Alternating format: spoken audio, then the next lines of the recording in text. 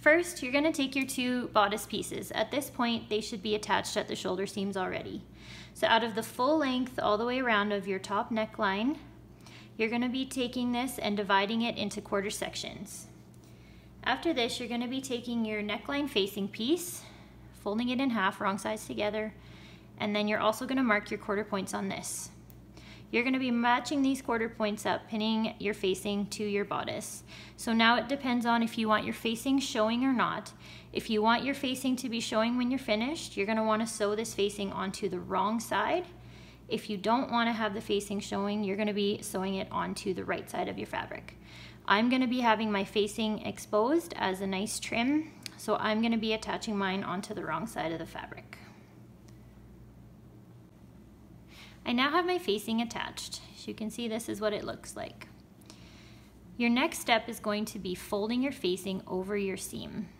So you're just simply going to take it like this, fold it so that your seam allowance is enclosed inside of it, and pin it. Again, just fold it over, and it just makes a nice clean finish. So do that all the way around.